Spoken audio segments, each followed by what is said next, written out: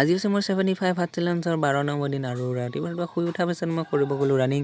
এইকেইদিন এইটোৰ বাবে মই ভিডিঅ' দিব পৰা নাছিলোঁ কাৰণ মোৰ ৰিচাৰ্জটো খতম হৈ গৈছিলে আৰু অকণমান ৰানিং কৰাৰ পাছত অকণমান কৰিলোঁ এক্সাৰচাইজ কৰাৰ পাছত অকণমান কৰিলোঁ উঠা বহা এক্সাৰচাইজ উঠা বহা কৰাৰ পাছত মই কৰিলোঁ অকণমান এইটো ৰকমত পুচাপ মৰাৰ পাছত অকণমান মাৰিলোঁ জাম্প মৰাৰ পাছত অকণমান দৌৰাৰ পাছত ইমানতে মোৰ ভাগৰ হৈ গ'ল ৱৰ্কআউট খতম। ঘৰলৈ আহি পানী চানী খোৱাৰ পিছত অকণমান মই মাৰিলোঁ এইটো ৰকমত পুচাপ এইটো কি জানো 6 পেক এটা অকণমান হয় বুলি ক'লে এইটো কাৰণে মাৰিলোঁ।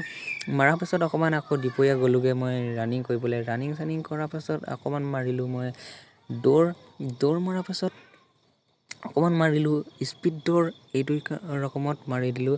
তাৰপাছত অকণমান মাৰিলোঁ পুচাপ। আজি মোৰ হাতখন অকণমান বিষাই আছিলে কাৰণ মই ইমান এটা মাৰিব নোৱাৰিলোঁ 20 বাৰমান মাৰিলোঁ। তাৰপাছত আজি ইমানতে হৈ গ'ল মোৰ ভিডিঅ' সমাপ্ত।